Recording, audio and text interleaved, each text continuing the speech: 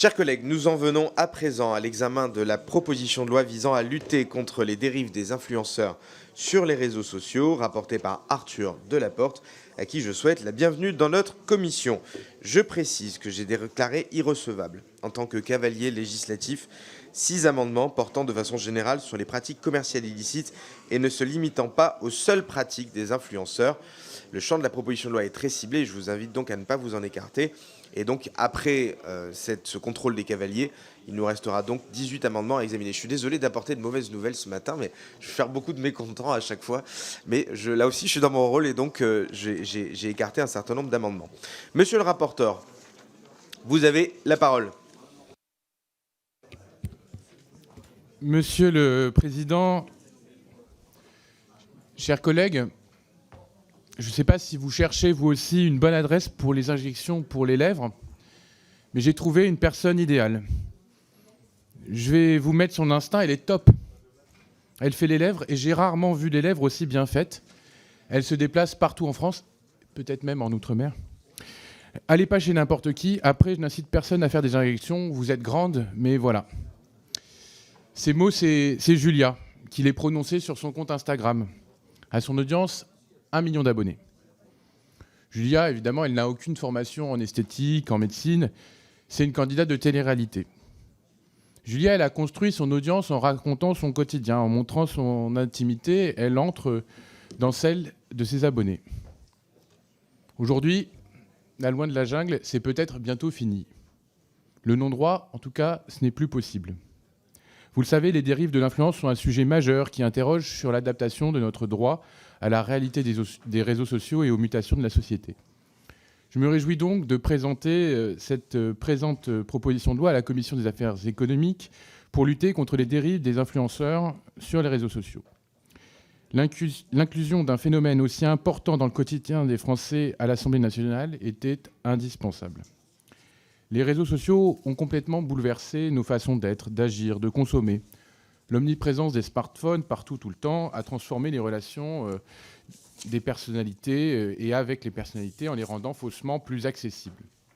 Ces dernières années, la rémunération d'acteurs des réseaux sociaux est devenue des relais d'opinion, a généré également de nouveaux modes de publicité. Cette création de contenu sous contrainte a connu une massification tant de son audience que des montants injectés par un nombre croissant d'entreprises qui recourent de plus en plus à l'influence en raison de l'efficacité de ce type de publicité.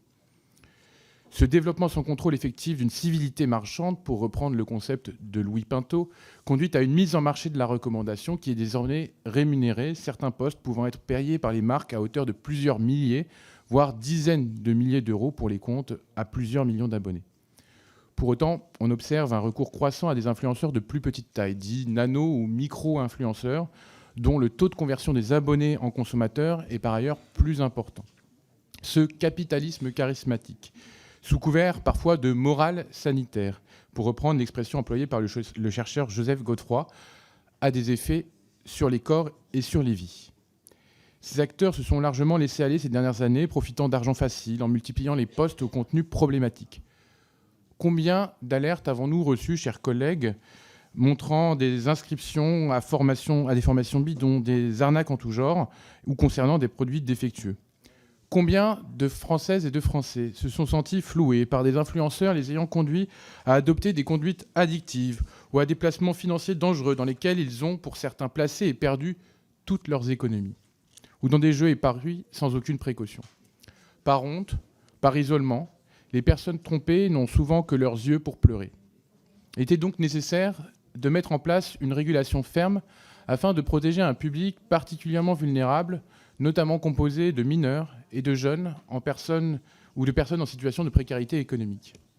C'est l'objet de la présente proposition de loi qui cible précisément l'action des influenceurs via un article unique qui vient à la fois créer une définition juridique de leur activité et encadrer fortement les pratiques commerciales et publicitaires. Cette proposition de loi est aussi un objet politique inédit. J'y reviendrai, mais depuis quelques mois, on observe un foisonnement d'initiatives parlementaires.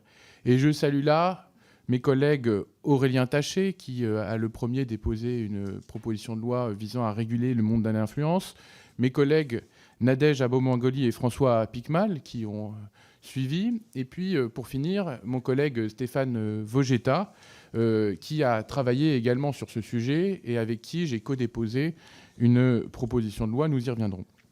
Je remercie également, avant d'entrer dans le détail de la loi que je présente aujourd'hui, les équipes qui m'ont accompagné dans ce travail, et notamment Benjamin, administrateur à mes côtés, Léo, en stage auprès de la commission, mes collaborateurs, et notamment et tout particulièrement Léopold, qui a contribué à la genèse de ce sujet, et puis Jérémy, en stage à mes côtés, ainsi que l'ensemble des acteurs que nous avons pu auditionner. Je pense notamment, et tout d'abord, aux victimes si nombreuses de ces dérives des influenceurs, ainsi qu'aux collectifs qui se sont constitués, notamment le collectif Avis, mais aussi l'ensemble des vigies citoyennes, Vostar en réalité, Signal Arnaque, Signal Conso, et j'en passe. Avant d'entrer dans ce projet de loi, j'aimerais brièvement revenir sur quelques éléments chiffrés qui sont aussi dans le rapport, mais que nous avons pu confirmer lors des auditions. La présence des influenceurs sur les réseaux sociaux est un phénomène récent et massif que nous devons réguler. En termes quantitatifs, on estime qu'il y aurait environ 150 000 influenceurs sur les réseaux sociaux, avec évidemment des audiences très variables selon leur notoriété et aussi des revenus très variables qui peuvent aller de quelques euros à quelques dizaines de milliers d'euros selon cette notoriété. Un peu moins de la moitié d'entre eux, 44%, disposent d'une audience comprise entre 1 000 et 5 000 abonnés.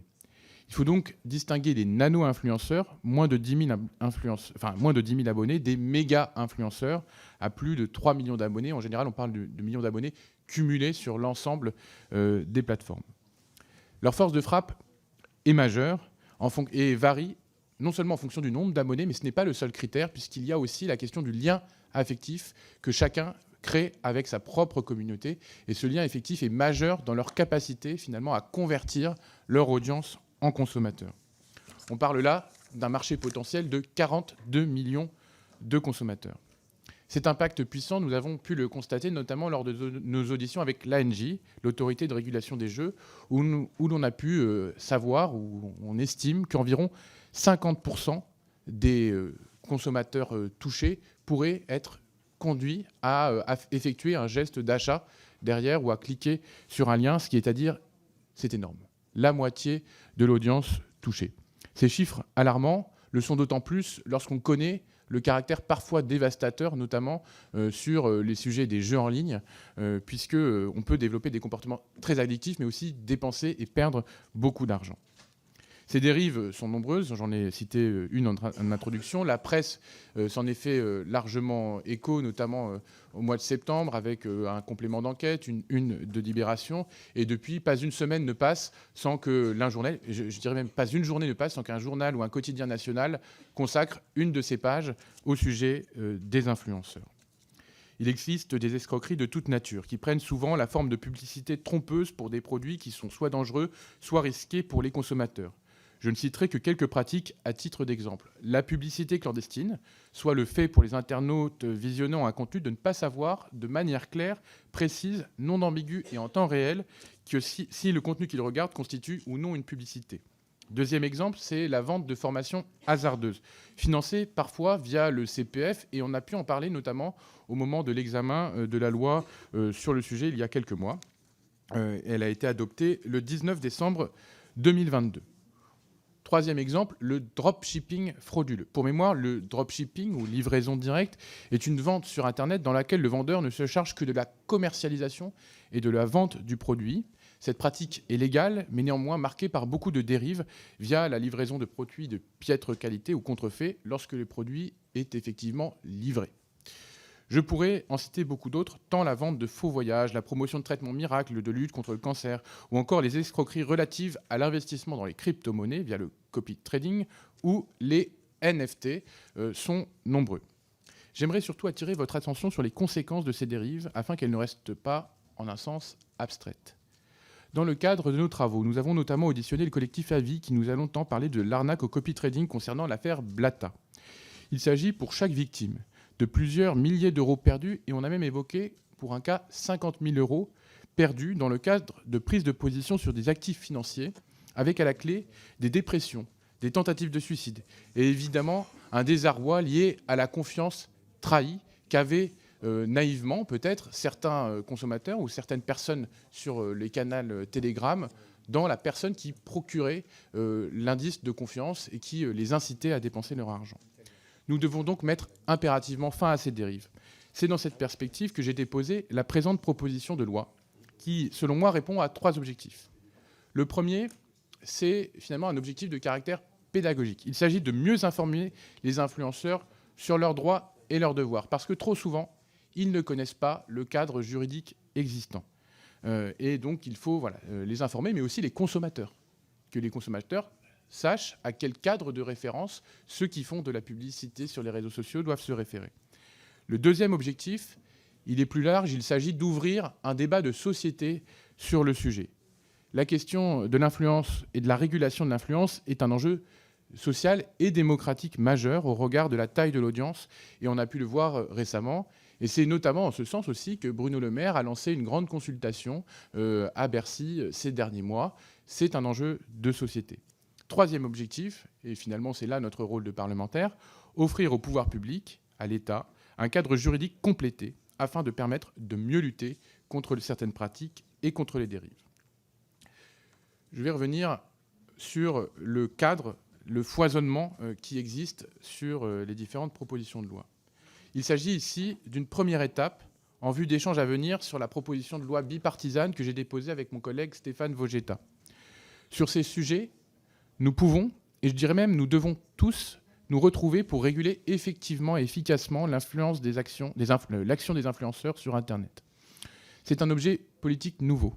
Il faut l'union des forces républicaines pour construire nos droits et le droit de l'influence en ligne. Aujourd'hui, c'est donc une première étape. Ce texte que nous allons amender sera enrichi par vos apports, mais derrière, c'est aussi le point de départ d'un groupe de travail qui va nous permettre de réinjecter le fruit de cette commission dans la loi bipartisane que nous examinerons en mars prochain. Et donc, je salue le dépôt d'amendements de Nadège, de François, d'Aurélien et de tous les collègues qui s'impliquent sur le sujet. Venons-en au contenu de l'article unique. Le texte crée une nouvelle section du Code de la consommation composée de 4 nouveaux articles numérotés de L122-26, 27, 28 et 29. Le premier article, le nouvel article L122-26, vient définir ce que recouvre l'activité d'influenceur.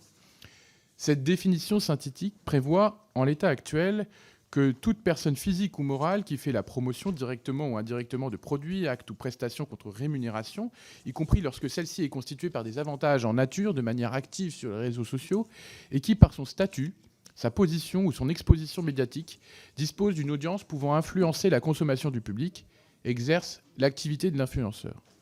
Cette définition est volontairement large. Elle intègre les personnes morales et physiques en s'appuyant sur l'activité d'influence. Les auditions que j'ai menées ont néanmoins fait apparaître des marges de manœuvre pour l'affiner et la préciser encore. Je vous proposerai en conséquence un amendement rédactionnel, fruit de ces auditions. Cette proposition de loi vient également fixer des interdictions de publicité sur un certain nombre de produits, actes et services sur lesquels il a été constaté des dérives. Sont concernés les produits de santé, les dispositifs médicaux et actes de chirurgie, les placements financiers, mais aussi les abonnements à des pronostics sportifs, l'inscription à des formations professionnelles bidons, ainsi que les jeux d'argent et de hasard. Dans le texte déposé, il est prévu un double mécanisme. Une interdiction absolue de publicité pour les produits de santé, les dispositifs médicaux, la chirurgie et les placements de produits financiers, et une interdiction relative de publicité pour les autres éléments de la liste que j'ai citée, notamment afin de protéger les mineurs qui sont les plus vulnérables.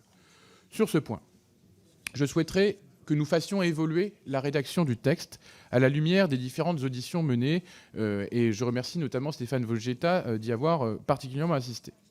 Il me semble en effet que face à l'ampleur des dérives et pour garantir une forme de clarté et de lisibilité du droit, il est préférable de fixer une interdiction absolue de publicité pour l'ensemble de ces éléments, tout en affinant la rédaction proposée en complétant la liste des produits initialement envisagés.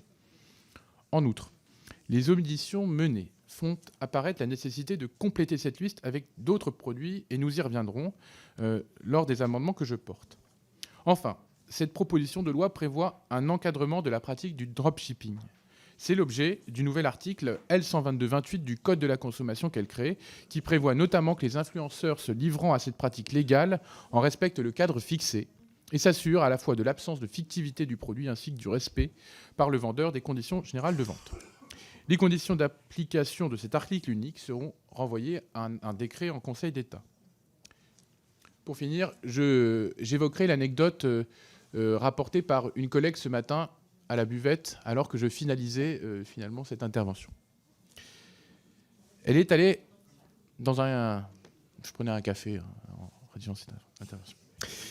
Elle est allée dans un... Non, de bon matin, c'est du café. Elle est allée dans un collège. Elle est allée dans un collège et elle a demandé aux élèves ce qu'ils voulaient faire plus tard. Un tiers de la classe a répondu « influenceur ». Je ne dis pas forcément que demain, tous ces élèves voudront devenir députés. Mais j'espère cependant que le travail de construction de la loi que nous faisons pourra au moins être un témoin de ce que le Parlement peut faire pour eux et peut-être leur faire réfléchir aussi à ce qu'est un influenceur et à ce qu'il doit faire, et finalement aussi relativiser ce qui est bien trop souvent de la poudre aux yeux, des paillettes, mais qui se traduit malheureusement par des pratiques qui conduisent un nombre croissant de nos concitoyens à être confrontés à de graves dérives. Et donc c'est pour cela que j'apprécie aussi la qualité des échanges que nous avons pu avoir en amont de l'examen de cette proposition, et j'espère que nos débats en seront tout aussi riches. Bien, merci beaucoup, monsieur le rapporteur. Nous allons prendre les interventions donc, des orateurs de groupe, même principe que tout à l'heure, 3 minutes, jusqu'à 3 minutes personnellement, 4 minutes pour la réponse du rapporteur, enfin tout inclus 4 minutes. Stéphane Vegeta pour le groupe Renaissance. Merci Monsieur le Président, Monsieur le rapporteur, chers collègues. Depuis plusieurs années, nous voyons donc se développer un nouveau mode de publicité sur les réseaux sociaux, le marketing d'influence. Les influenceurs sont un canal légitime pour les stratégies de communication de promotion des annonceurs, mais un canal désormais sujet à de trop nombreuses dérives et excès qui provoquent une alarme dans la société, assortie d'une sensation d'impunité du fait des délais et de la confidentialité des procédures judiciaires en cours. Nous, parlementaires, ne pouvions pas rester les bras croisés face à cette alarme sociale. Tout comme nous ne pouvons pas rester les bras croisés face à des réseaux sociaux qui façonnent le développement cognitif et psychique de notre jeunesse, qui transforment nos démocraties et qui influent sur nos choix de consommation et parfois de vie. Tout cela sans oublier certaines valeurs détestables, mais véhiculées sans modération, comme l'argent facile, l'apparence physique au-dessus de tout ou la conflictualisation de la laïcité. Et si nous allons avoir l'occasion de parler du fond, permettez-moi d'abord de parler de la forme de nos travaux à venir. Ces derniers mois, plusieurs initiatives parlementaires ont vu le jour afin de réguler divers aspects de l'influence numérique. De son côté, le gouvernement, à travers Bruno Le Maire, ministre de l'économie, des finances et de la souveraineté industrielle et numérique, s'est aussi saisi du sujet en organisant les tables rondes de Bercy avec toutes les parties prenantes, ainsi qu'une consultation publique. Le groupe Renaissance et moi-même saluons toutes ces initiatives qui veulent s'attaquer à un problème majeur. Saisi par des collectifs de victimes, je travaille moi-même personnellement sur ces sujets depuis plusieurs mois et avais rédigé également une proposition de loi. Mais si nous voulons agir efficacement, nous ne devons pas le faire en solitaire ou en parallèle. L'union est nécessaire. Et l'union, c'est ce que nous allons faire avec d'abord mon collègue Arthur Delaporte, dont je salue le travail qui aboutit sur cette PPL de grande qualité. À travers ce texte, il a visé certains aspects de l'influence numérique complémentaires à ceux couverts dans mes propres travaux. Aussi, je me réjouis qu'en bonne intelligence, et malgré nos points de vue évidemment divergents sur bien d'autres sujets, nous ayons décidé de travailler ensemble en fusionnant nos deux propositions de loi, somme toute complémentaires, et en les déposant pour un examen ultérieur. Comme lui, j'invite tous les groupes politiques républicains à se joindre à nos travaux en travaillant aujourd'hui sur le PPL de M. Delaporte et à partir de demain sur notre texte commun qui sera, lui, examiné au mois de mars. Un texte commun qui va se nourrir des amendements de tous les parlementaires et qui sera également le véhicule législatif pertinent pour faire atterrir les résultats des travaux de Bercy quelques semaines à peine après leur conclusion et pour les soumettre à l'opinion souveraine du Parlement. La PPL d'Arthur Delaporte que nous examinons aujourd'hui sera donc pour l'essentiel reprise dans notre PPL commune. Les travaux que nous entreprenons aujourd'hui nous permettent d'anticiper ceux qui se tiendront mi-mars lors du passage de notre PPL transpartisane dans cette commission. Et d'ici là, dans le cadre du groupe de travail transpartisan que nous allons également mettre en place dans les prochains jours et auquel j'encourage tous mes collègues parlementaires à se joindre. Ce groupe de travail sera notamment le cadre idéal pour revoir ensemble certains des amendements déclarés irrecevables aujourd'hui au titre de l'article 45 dans le contexte de l'examen de ce texte, mais qui auront peut-être, sans doute même, vocation à être redéposés et étudiés dans le cadre de notre PPL commune, un texte qui visera un champ plus vaste du problème auquel nous nous attaquons collectivement, ce dont je me félicite. Je vous remercie. Merci beaucoup. Madame Engrand pour le groupe RN. Monsieur le Président, chers collègues, hier, un million de Français défilaient dans la rue pour protester contre une réforme des retraites. Manifestement, ils n'étaient pas suffisamment nombreux puisqu'aujourd'hui, nous sommes en train d'étudier une proposition de loi sur les influenceurs. Entre la crise énergétique et un pouvoir d'achat en berne, le groupe socialiste n'avait-il pas mieux à proposer alors qu'un projet de loi sur la question était déjà annoncé ? Enfin, une fois passé ce bref moment de perplexité, l'on ne peut s'empêcher de relever que cette proposition de loi ne propose au fond pas grand-chose de neuf et qu'il s'agissait probablement avant tout de cocher une case. Après tout, quoi de mieux pour légiférer sur les influenceurs qu'une loi communication ? La mise en abîme est parfaite. Tels des influenceurs, vous faites louange d'un produit, ici votre proposition de loi, aux vertus révolutionnaires qui ne tiendra in fine pas ses promesses. Si 60% des influenceurs prennent des largesses avec la loi, ce n'est pas parce que celle-ci est trop lâche, mais plutôt que les contrôles réalisés sont trop faibles et que les cibles des influenceurs sont souvent démunies. C'est très bien de vouloir protéger les mineurs des jeux d'argent avec un bandeau incrusté dans une vidéo, mais le bandeau n'enlève rien au sens du message publicitaire auquel les mineurs sont soumis. Ce bandeau, c'est le bouton rouge sur lequel on dit aux enfants de ne surtout pas appuyer. Inévitablement, ils le font. Ce qu'il nous faut, ce sont des contrôles préalables et de la prévention, pas des gadgets de ce genre. Toujours est-il que cette loi permet à la marge, et certainement à l'insu de ses rédacteurs, de tirer un trait uniquement pour les influenceurs sur toutes les dérogations actuelles concernant la publicité des produits ou des dispositifs médicaux, et de préciser une dynamique en faveur d'une responsabilisation des influenceurs.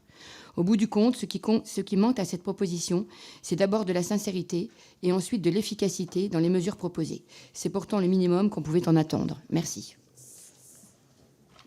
Monsieur le rapporteur, une réaction ? Oui, chers collègues, vous n'avez pas mieux à dire que ce genre d'insulte vis-à-vis des millions de Français et de Français qui nous regardent. Parce que quand vous dites « le groupe socialiste n'a pas mieux à proposer que cette loi », je pense que vous n'avez pas compris la hauteur et l'enjeu du sujet. Aujourd'hui, il y a des millions de Françaises et de Français qui sont victimes d'arnaques, de dérives, et qui ont vu leur santé menacée par cela. Nous avons choisi d'en faire, au groupe socialiste, un sujet prioritaire, et je le remercie d'ailleurs, le groupe, pour la confiance qu'il m'a accordée. Parce que nous avons été sollicités par des millions de Françaises et de Français, celles et ceux qui ne gagnent pas beaucoup, qui souvent sont dans des situations difficiles. Et moi, franchement, je suis indigné par les propos que vous avez pu avoir.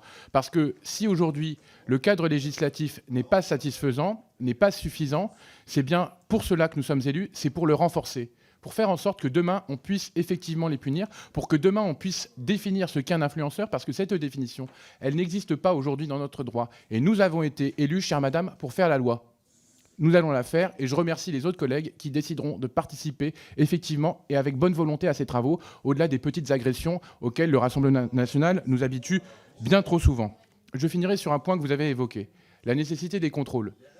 Il ne vous aura pas échappé que nous ne sommes pas le gouvernement, que nous ne sommes pas non plus la DGCCRF. Et oui, vous avez raison de souligner, et je vous donne ce point, la nécessité d'avoir, et je l'ai écrit aussi dans mon rapport, des moyens supplémentaires pour la lutte contre les dérives sur les réseaux sociaux, et notamment à la DGCCRF, mais pas seulement. Nous y reviendrons. Mais ce n'est pas ce maigre point qui n'est pas lié à la volonté du Parlement qui nous occupe aujourd'hui, c'est la question du renforcement de l'activité législative, enfin du cadre législatif, et nous y travaillerons avec celles et ceux qui le souhaitent. Bien, merci monsieur le rapporteur. Tout à l'heure, je vous ai sucré la minute de réponse à monsieur Vogetta. Vous souhaitiez lui dire quelque chose ? Je souhaitais à l'inverse remercier monsieur Vogetta pour la nature constructive de ses propos, pour l'ouverture d'esprit dont la majorité fait preuve à l'occasion de l'examen de cette proposition de loi issue de l'opposition et donc sur la niche parlementaire du groupe socialiste. Et cette volonté commune est partagée sur l'ensemble des bancs républicains de travailler ensemble dans un cadre apaisé, sans invective. Et c'est finalement assez rare dans notre Assemblée pour être souligné. J'espère que ce travail nous permettra finalement d'aboutir à un texte de qualité que nous présenterons ensemble en mars prochain. Très bien, nous reprenons le cours des choses. Madame Abomangoli, côté LFI. Allez-y, c'est à vous. Monsieur le Président, Monsieur le rapporteur, mes chers collègues, depuis maintenant plusieurs années, nous sommes interpellés par des administrés ayant été victimes d'escroqueries en ligne dont des influenceurs ont fait la promotion. De nombreuses associations de victimes, de collectifs, ne cessent de tirer la sonnette d'alarme sur ces pratiques qui se développent sur les réseaux sociaux. Ainsi, j'ai été moi-même alertée par des victimes ayant perdu des sommes d'argent pouvant atteindre plusieurs milliers d'euros en raison de conseils en placement financier douteux.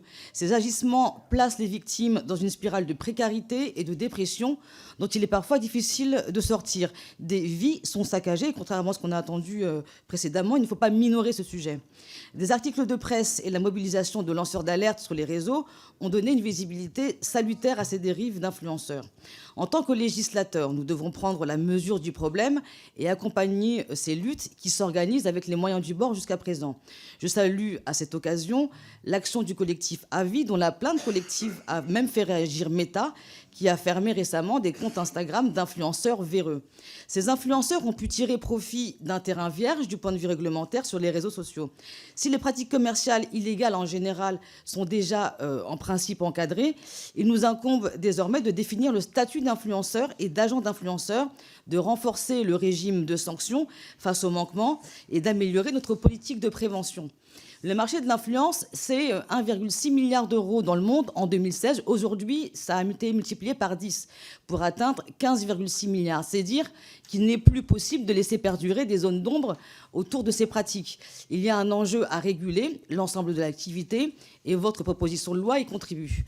Le texte qui est devant nous aujourd'hui vient donc ajouter sa pierre à l'édifice d'un travail enclenché par ailleurs par mes collègues Aurélien Taché, François Piquemal et moi-même, pour mettre fin à ce qu'on appelle communément le Far West du marché de l'influence. Monsieur Vogetta et messieurs Delaporte ont fait preuve d'ouverture en lançant l'idée d'un travail transpartisan. Nous espérons qu'il sera le plus inclusif possible, puisqu'il est temps maintenant de donner un statut juridique aux quelques 150 000 influenceurs que compte notre pays. Mettons-nous d'accord, le but poursuivi n'est pas de jeter l'opprobre sur une profession. Certains influenceurs sont irréprochables. Néanmoins, les guides de bonne pratique n'engagent que celles et ceux qui y adhèrent. Et pour l'ensemble de la profession, c'est bien et bien la loi qui doit prendre toute sa place pour empêcher les dérives et les sanctionner. Les annonces faites autour de ce texte vont dans le bon sens et répondent aux attentes de nombreuses victimes d'arnaques. Nous pouvons donc aller plus loin et sera tout le sens de nos amendements, obtenir une bonne base de travail pour le travail à venir. J'ajouterai pour conclure que le volet judiciaire dans le travail transpartisan à venir devra vraiment faire l'objet d'une attention particulière parce que du point de vue du traitement des signalements, il y a vraiment un enjeu afin que les victimes ne se sentent pas délaissées. Je vous remercie. Merci beaucoup. Monsieur le rapporteur. Oui, Madame Abomangoli, laissez-moi vous remercier pour vos propos qui témoignent de notre intérêt commun à améliorer le cadre juridique et la régulation. Parce que oui, l'autorégulation n'est pas suffisante. La régulation des acteurs par eux-mêmes, on a vu ce que ça a donné jusque-là. Vous disiez Far West, j'ai dit loi de la jungle, mais finalement, nous nous rejoignons sur le fond. Et l'enjeu n'est pas de jeter l'opprobre, en effet, sur l'ensemble des influenceurs. La plupart d'entre eux sont pleins de bonne volonté et cherchent simplement à faire et à tirer des revenus d'une activité qui n'est pas à condamner en soi. Ce que nous condamnons collectivement, je pense, c'est les dérives et certains comportements véreux, mafieux, certains abus de confiance et certains aussi comportements qui ont des incidences involontaires sur les consommateurs et que nous devons chercher à réguler et à empêcher. Et donc c'est pour cela que je me réjouis que nous travaillons ensemble désormais à partir de cette loi comme une première base de notre travail commun. Je vous remercie. Nous passons à Madame Virginie Duby-Muller du groupe LR. Merci, Monsieur le Président. Monsieur le rapporteur, je tiens à saluer cette initiative législative visant à apporter davantage de régulation dans le secteur de l'influence. En effet, il est urgent d'agir. L'étude accablante de la Direction générale de la concurrence, de la consommation et de la répression des fraudes montre que la soixantaine d'influenceurs et agences qu'elle a ciblés depuis 2021, 6 sur 10 ne respectaient pas la réglementation sur la publicité et les droits des consommateurs. Parmi eux, certains ont trompé sciemment le consommateur en vendant des produits bio qui ne l'étaient pas, en faisant de fausses allégations anti-Covid, ou pire, la promotion d'un produit qui, je cite, guérit les cellules cancérigeuses et qui serait interdit en Europe car c'est beaucoup plus intéressant pour eux que vous alliez à l'hôpital et que vous payiez une blinde, selon Dylan Terry, ancien participant de Koh-Lanta, devenu influenceur. Outre la beauté et la santé, les influenceurs ont investi le secteur financier. Ils sont nombreux à vendre des services financiers risqués, tels que du trading de crypto-monnaies, des NFT, ou faire la promotion de paris aux résultats très aléatoires. À cela, il faut ajouter des opérations de promotion via des comptes de formation professionnelle ou la pratique de dropshipping, vente dans laquelle le vendeur ne se charge que de la commercialisation et de la vente du produit. Indéniablement, ces influenceurs, majoritairement domiciliés à Dubaï, ont profité de zones grises qu'il convient de clarifier. C'est pourquoi il est important de créer en France un statut de l'influenceur assorti de sanctions pénales afin de protéger les consommateurs, souvent jeunes ou fragiles, de toute escroquerie. Il est temps que les 150 000 influenceurs que compte notre pays prennent leurs responsabilités pour les contenus qu'ils produisent et pour lesquels ils sont rémunérés. Car même si les plaintes pour escroquerie se multiplient à l'encontre des influx voleurs et que Meta, maison mère de Facebook et Instagram, ait fermé des comptes des personnes incriminées, cela ne suffit pas. Il faut instaurer une véritable régulation pour protéger le public et notamment les mineurs. En effet, ce texte a aussi une vertu pédagogique, car les influenceurs véhiculent auprès de notre jeunesse l'image faussée du culte de l'apparence ou d'une richesse facilement gagnée, grâce à un simple téléphone. L'influenceuse Enjoy Phoenix fait payer entre 1 000 à 15 000 euros pour un placement de produit en fonction de la longueur de sa story. Que se disent alors les jeunes? Pourquoi faire des études alors qu'un téléphone et des followers suffisent à gagner des sommes folles? Pourquoi pas moi? Cette proposition de loi nous permet donc de sensibiliser notre jeunesse au danger de ce miroir aux alouettes qu'est le milieu des influenceurs, souvent issus de la télé-réalité. Je tiens également à saluer l'initiative de large consultation conduite par Bruno Le Maire, qui va également dans le bon sens. Pour toutes ces raisons, le groupe Les Républicains votera pour, même si nous regrettons la place de ce texte dans la niche PS en séance publique, qui ne lui permettra probablement pas d'être adopté. Nous resterons toutefois pleinement mobilisés sur cette question. Monsieur le rapporteur. Oui, Madame Duby-Muller, je vous remercie pour les propos que vous avez eus et votre esprit aussi de construction et d'amendement de ce texte. J'espère que vous pourrez travailler aussi avec nous sur la manière dont nous pouvons améliorer notamment le cadre s'appliquant aux plateformes, comme vous l'avez évoqué, puisque ça sera l'objet de la loi de la porte Vogetta de mars prochain, qui entend, au-delà de la question, on va dire, santé publique et interdiction d'un certain nombre de types de publicités que nous évoquons aujourd'hui, s'attaquer plus largement à l'ensemble de la chaîne de l'influence, et donc à la fois la responsabilité des plateformes, celle des agences avec une dimension contractuelle, et aussi, on pourra l'évoquer, une dimension fiscale, mais qui reste à construire collectivement, parce que oui, aujourd'hui, l'un des enjeux de l'influence, c'est de s'attaquer par définition à une matière qui est quasi évanescente, en tout cas dématérialisée, et certains aussi vivent hors de nos frontières. Malgré tout, les effets sur le réel, sur le corps et sur les vies des Français existent, et c'est bien pour cela que nous devons agir, et donc je vous remercie pour cet esprit positif. Merci beaucoup. Madame Louise Morel pour le MoDem, c'est à vous. Merci Monsieur le Président, Monsieur le rapporteur, chers collègues. Une situation parmi tant d'autres, plus d'1 million de téléspectateurs par jour pour des émissions de télé-réalité qui entraînent une cote de popularité pouvant être valorisée financièrement par les candidats de ces émissions à leur sortie, notamment via les réseaux sociaux. Vous connaissez ce constat, Monsieur le rapporteur, à leur sortie. Des propositions de partenariat nombreuses dont le cachet évolue en fonction de l'audience de ces ex-candidats sont offertes, parfois plusieurs milliers, dizaines de milliers d'euros pour la réalisation d'une story en format publicitaire éphémère qui dure 24 heures. Or, ces partenariats semblent échapper à ce jour à de trop nombreuses règles de notre droit français, conditions générales de vente inexistantes, identité des fournisseurs inconnus, etc. Mais plus grave encore, on trouve aussi des promotions publicitaires pour des actes chirurgicaux sans aucun encadrement, des placements financiers très risqués sans avertissement, des fraudes aux comptes personnels de formation et j'en passe. Face à la montée en puissance des arnaques en tout genre et des abus de certains de ces influenceurs, il apparaît plus que temps de créer un statut juridique encadrant ce nouveau métier et permettant d'en sanctionner les mauvais comportements. Vous proposez un texte sur ce sujet que nous saluons, mais nous avons toutefois, au nom du groupe démocrate, 3 remarques à vous soumettre. Premièrement, la question du seuil d'audience qui caractérise le fait d'être influenceur ou non mérite d'être posée. L'article 1er dispose que ce seuil sera déterminé par décret, ce qui donnera pleine latitude au gouvernement en la matière. Or, la versatilité des abonnements à un influenceur et donc au seuil d'audience peut amener à des changements rapides de statut. Nous devons pouvoir les prendre en compte. Aussi, monsieur le rapporteur, êtes-vous en mesure de recommander un certain seuil sur la base des auditions que vous avez menées ? Deuxièmement, votre texte interdit aux influenceurs la promotion de produits pharmaceutiques, de dispositifs médicaux ou encore d'actes de chirurgie. Il oblige également la présence d'un bandeau interdit aux moins de 18 ans pour la promotion de pronostics sportifs, de jeux d'argent ou de hasard. Nous saluons ces initiatives et considérons qu'il s'agit d'une première pierre à l'édifice. Toutefois, ne faudrait-il pas y ajouter d'autres éléments, tels que la lutte contre les produits de contrefaçon ? Avez-vous eu des éléments sur ce point lors de vos auditions ? Enfin, sur la coopération des plateformes, bien souvent étrangères, Meta, TikTok, Twitch ou encore Twitter, et plus particulièrement, quel est aujourd'hui le niveau d'acceptabilité et quelles sont les réactions face à cette législation en cours ? Faut-il leur imposer nos règles et dans ce cas, sommes-nous réellement en mesure de le faire ou devons-nous passer par la voie de la négociation ? Pour conclure, monsieur le rapporteur, au nom du groupe démocrate, nous tenons à saluer ce texte que vous avez réalisé. Nous sommes prêts à travailler de concert avec vous sur ce sujet transpartisan. Je vous remercie. Merci beaucoup. Monsieur le rapporteur. Merci, chers collègues, pour vos propos et pour votre volonté de travail commun pour répondre aux différents points que vous soulevez.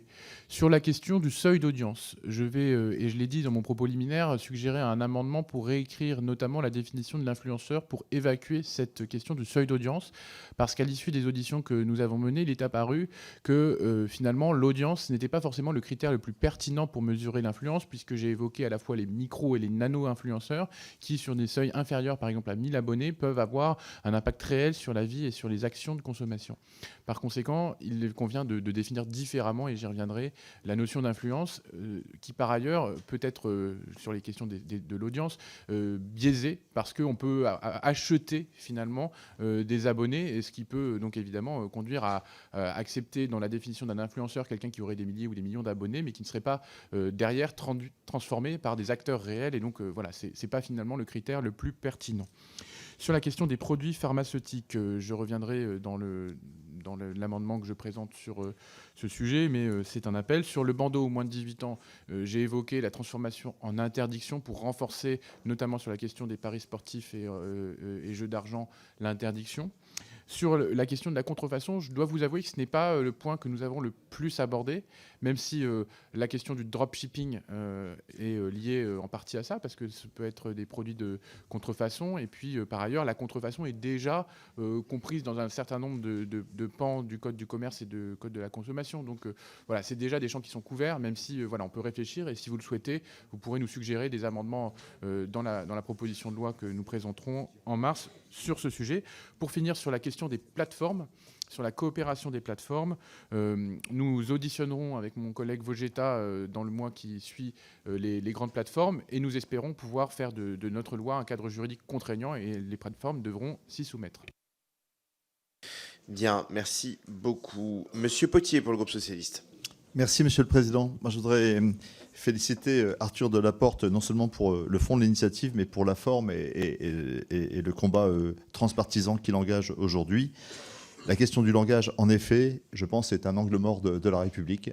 Pour la gauche et peut-être pour tous les partis républicains, c'est quelque chose qui a été trop négligé. Et nous sommes face à deux phénomènes qui se conjuguent à travers la question des influenceurs. La première, c'est le déséquilibre entre l'influence de la puissance privée, notamment à travers la publicité, et celle de l'émission de messages à caractère public, la question de l'agora et de sa privatisation.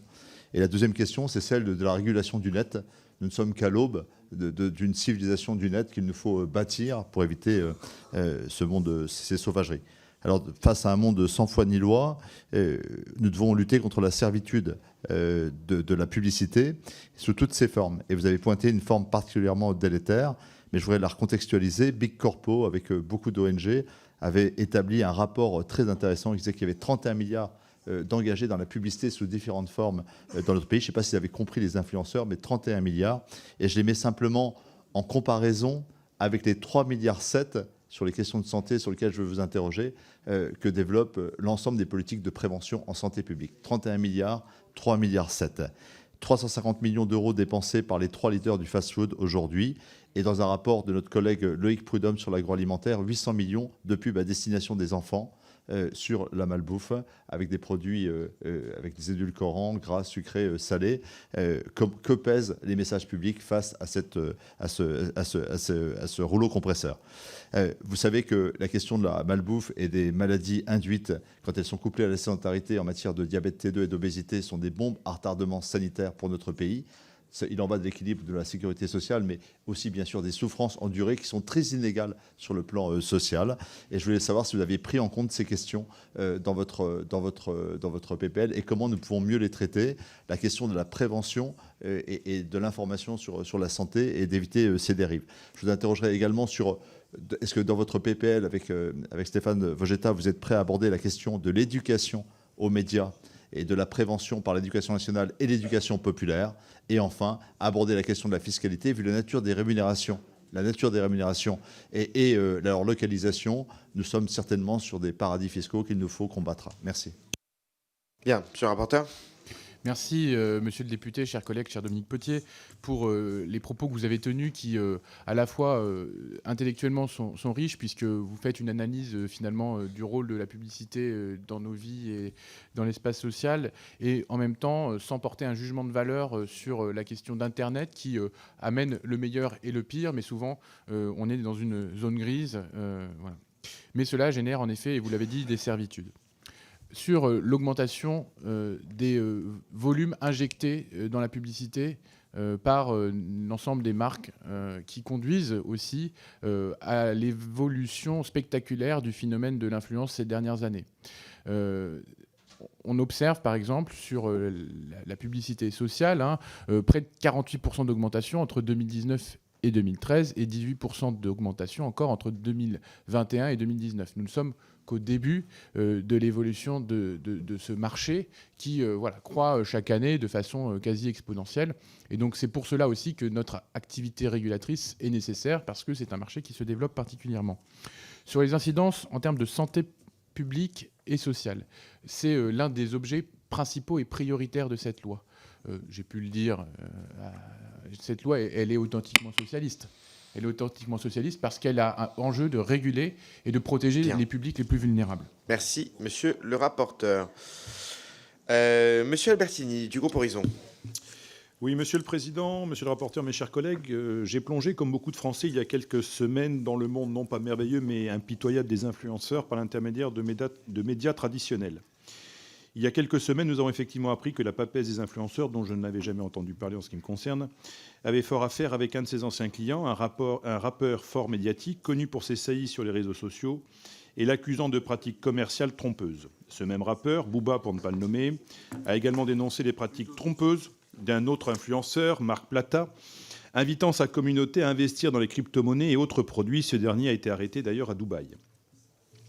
Ces faits divers à paillettes, rebondissant de clash en clash sur Twitter ou sur les plateaux de talk populaires, ont eu le mérite de nous montrer qu'il y avait un énorme trou dans la raquette juridique, faute pour le législateur d'avoir pu anticiper l'avènement de ces nouveaux métiers, à savoir influenceurs.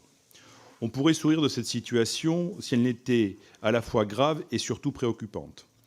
Pour avoir visionné des TikTok, je suis consterné par les valeurs promues, l'argent facile, le luxe, l'individualisme, la vie facile, et plus encore, je suis consterné par l'audience et le pouvoir d'attraction de ces personnes sur leur communauté, alors même que certains influenceurs s'adressent à leur communauté par des insultes.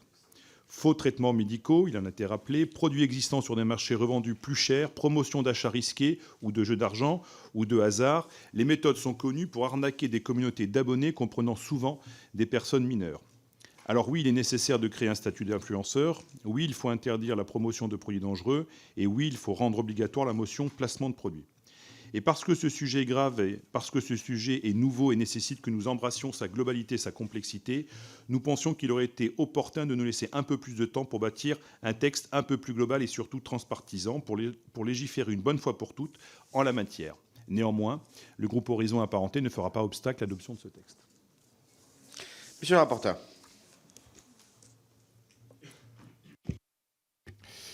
Merci, Monsieur le Président. Merci, chers collègues, pour les propos que vous avez eus. Je me permettrai juste une petite rectification, mais vous évoquiez le rappeur Booba. Il n'a pas été client de celle que vous qualifiez de la papesse de l'influence, Madame Berda, mais il y a en effet un différend entre eux, et ça a pu donner lieu à un certain nombre de dénonciations, et le rappeur Booba est devenu finalement une forme de lanceur d'alerte et a collecté un certain nombre de plaintes de personnes qui se plaignaient des dérives de l'influence, et notamment des influenceurs travaillant dans l'agence. Mais cela a pu générer, et je le dis aussi en retour, un certain nombre de comportements très agressifs, haineux, et finalement du harcèlement en ligne et même au-delà de Mme Berda. Et je tiens à dire, puisque vous m'en offrez l'occasion, que nous ne pouvons pas cautionner le déferlement de la violence et de la haine en ligne contre qui que ce soit. Voilà. Et j'évoquerai aussi, puisqu'il me reste quelques secondes, mais une dimension qui n'est pas dans la loi et qui me tient à cœur. Aujourd'hui, l'influence véhicule un certain nombre de stéréotypes sexistes, d'hypersexualisation et finalement des normes et des critères de réussite, et vous l'évoquiez, qui peuvent paraître assez déconnectés. Si certains influenceurs engrangent énormément d'argent, certains de manière légale, d'autres sur des fondements frauduleux, ils peuvent avoir des modes de vie qui sont en effet déconnectés de ceux de la plupart des influenceurs. Parce que la grande majorité des influenceurs n'est pas riche, ne vit pas à Dubaï, dans des maisons de luxe, ni dans des grosses cylindrées. Voilà. Et ça, c'est la réalité de l'influence. Elle est bien loin, finalement, de ce que véhiculent certains influenceurs. Je tenais à le dire. Merci beaucoup. Monsieur Taché, du groupe écologiste. Merci, Monsieur le Président. Monsieur le rapporteur, chers collègues. Dylan Terry qui vante des produits tuant les cellules cancérigeuses, comme l'a rappelé notre collègue des Républicains. Julien Tanti, 6 millions d'abonnés sur Instagram, qui vendent la poudre à charbon censée blanchir les dents, mais reconnue comme dangereuse pour la santé. Des jeunes ruinés par les arnaques aux crypto-monnaies de Marc Blatta. La liste des arnaques de ce que nous appelons aujourd'hui les influenceurs ou influ-voleurs, pour reprendre le terme popularisé par Booba, est longue, et nous n'en connaissons certainement qu'une toute petite partie. Je suis interpellé depuis des mois par des jeunes dans ma circonscription à Cergy sur l'ampleur des arnaques liées aux influenceurs. Un sujet qui fait écho à un travail passé sur les abus publicitaires des paris sportifs en ligne. Dans les deux cas, les principales victimes sont souvent des jeunes des quartiers populaires. C'est ainsi que, comme vous le savez, j'ai décidé de lancer un autre travail d'expertise sur le sujet et de déposer, le premier je crois, une proposition de loi au mois de novembre dernier visant à poser un cadre légal à l'activité des influenceurs. Mes collègues François Piquemal et Nadège Abou-Mongoli ont déposé aussi une initiative complémentaire que je tiens à saluer, et je salue évidemment le texte que vous nous proposez aujourd'hui. Je soutiens par exemple votre volonté d'interdire la promotion d'abonnements à ces paris sportifs, extrêmement dangereux pour beaucoup de jeunes. Il est bon de rappeler qu'aujourd'hui, 4,5 millions de joueurs en France sur les paris, et qui parient en moyenne plus de 300 €. Les pouvoirs publics, et notamment le gouvernement, ont tardé à réagir. Une consultation a été lancée par Bercy en janvier, mais à ce stade, on a plutôt l'impression que c'est l'autorégulation qui est privilégiée par le gouvernement, ce qui ne surprend d'ailleurs personne. La DGCCRF n'est aujourd'hui pas dotée des moyens financiers et techniques pour agir, et de très nombreuses escroqueries restent impunies, alors que des sanctions pourraient déjà être prises si une véritable volonté existait. Bruno Le Maire, en son temps, avait sanctionné Nabila, mais depuis, plus rien. Tout semble permis sur un marché aujourd'hui sans foi ni loi, mon collègue Potier l'a rappelé. Voilà des mois que le célèbre couple Blatta et d'autres personnalités sévissent par exemple sur les réseaux sociaux en pratiquant ce qu'on appelle l'arnaque au trading de crypto-monnaies qui attire de plus en plus d'investisseurs. Mais il est aussi devenu un terrain plus que favorable aux escroqueries. On apprenait au mois d'août de l'année dernière qu'un youtubeur se faisant appeler CryptoGouv aurait arnaqué près de 300 personnes et détourné 4 millions d'euros. Et ces escroqueries touchent de plus en plus les jeunes qui, pour épargner leur argent, misent sur les crypto-monnaies. Il faut donc agir, et vous allez dans ce sens, chers collègues, puisque vous proposez que les crypto-influenceurs ne puissent plus promouvoir un projet crypto posté contre une rémunération, ce que je salue. Le texte que vous présentez ce matin contient donc de nombreuses mesures intéressantes que notre groupe soutiendra évidemment. Néanmoins, l'article unique de votre proposition souffre de plusieurs manques. Je ne citerai ici que l'absence d'un contrat systématique entre influenceurs et agences, que je propose d'ailleurs dans ma loi et que je vais vous reproposer ce matin sous forme d'amendement. Je suis certain que vous y serez attentifs. J'espère que M. Vogetta, puisqu'il a annoncé une loi transpartisane avec vous, sera aussi attentif à ces amendements. Merci. Bien, monsieur le rapporteur. Merci, chers collègues, cher Aurélien Taché, pour votre intervention et aussi pour tout le travail que vous avez fourni sur ce sujet et qui sera, j'en suis convaincu, source d'amélioration du cadre législatif, notamment dans le cadre de la seconde loi que nous examinerons, qui donc aura aussi pour objet la régulation des relations entre l'influenceur et l'agence, et notamment la dimension contractuelle. Et c'est pourquoi voilà, je vous invite, et je l'avais fait, mais je nous réinvite collectivement à avancer en ce sens. Vous avez évoqué les arnaques au trading, ou plus précisément au copy trading, puisque en fait il s'agit pour un certain nombre de personnes de s'inscrire sur des canaux Telegram et de copier des opérations de placement financier qui sont présentées, et notamment par les Blata, comme extrêmement rentables. On dit vous placez 500 €, c'est la mise de départ, et vous allez recevoir 2500 €, parfois par jour, par mois, ça varie en fonction des postes. Mais voilà, on présente des rendements qui sont inatteignables et ensuite, finalement, qui sont extrêmement risqués. Donc aujourd'hui, on a appauvri un certain nombre de personnes. En perte moyenne, c'est 1 500 € de perte pour l'ensemble des victimes collectées par le collectif Avis, que je salue. Merci beaucoup. Monsieur Mathiazin pour le groupe Lyot. Micro, monsieur Mathiazin, allez-y. C'est bien. Merci, Monsieur le Président, Monsieur le rapporteur, chers collègues. Ceux qui font le choix d'être influenceurs aspirent souvent à la lumière. Mais dernièrement, ils se sont retrouvés sous le feu des projecteurs. Ils aspirent à la lumière, mais aussi à la richesse, en raison d'agissements à la limite de la légalité. La promotion de gélules qui guérissent les cellules cancéreuses, des arnaques aux crypto-monnaies, la publicité mensongère pour certains. Tous ont souhaité tirer profit de leur renommée, mais surtout de la naïveté de leur communauté, souvent jeune et influençable. Ces pratiques sont d'ores et déjà condamnables. Les escroqueries liées aux cryptoactifs, par exemple, relèvent de l'abus de confiance, du vol, de l'escroquerie et plus globalement du droit général pénal. La nouveauté, ce sont les médias utilisés pour ces arnaques, les réseaux sociaux. De même, un influenceur se doit de préciser explicitement que sa publication sur les réseaux sociaux est une publicité. Dans le cas inverse, sa publication relève de la pratique commerciale trompeuse. Et pourtant, en dépit de ce cadre juridique, l'ancienneté et l'ampleur de ces abus, les sanctions sont rares. Comme monsieur le rapporteur, j'estime que la priorité est de doter de moyens suffisants les services de répression des fraudes, des douanes et des services de lutte contre la cybercriminalité et de police judiciaire pour éradiquer les abus. Je veux également alerter sur la nécessité de former les services de l'État à ces nouvelles technologies, à la lutte contre ces nouvelles formes d'arnaque. Ceci étant, le groupe Lyot est favorable à la mise en place de nouveaux cadres juridiques, et notamment à la création du statut d'influenceur et à une clarification dans les lois des placements de produits interdits. Nous avons des interrogations toutefois quant au caractère opérationnel de la proposition de loi pour les influenceurs basés à l'étranger. Sachez qu'un nombre important d'entre eux s'installent par exemple à Dubaï, attirés par un statut fiscal avantageux. N'y a-t-il pas un risque qu'ils échappent aux dispositions de la présente loi, d'autant qu'ils sont de plus en plus nombreux à créer leur entreprise sur place. Merci, Monsieur le Président. Bien, merci beaucoup. Monsieur le rapporteur. Merci, chers collègues, pour l'apport du groupe Lyot à cette réflexion. Oui, il faut un nouveau cadre. Et pour la question de l'étranger, je vais préciser des éléments qui sont notamment contenus dans la proposition de loi que nous examinerons en mars. Il s'agit d'imposer aux influenceurs d'avoir un agent, un représentant légal en France, ce qui nous permet finalement de les faire rentrer dans le droit pour ceux qui sont à l'étranger.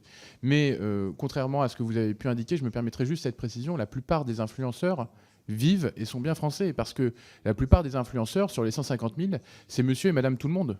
C'est des gens comme vous et moi, comme n'importe lequel des Françaises et des Français qui deviennent producteurs de contenu et qui diffusent finalement en ligne. Ceux qui vont à Dubaï, c'est vraiment une minorité, c'est moins de 1%, même si évidemment on doit réussir à les toucher. Et c'est pour cela que nous avons déposé ce texte commun avec monsieur Vogetta.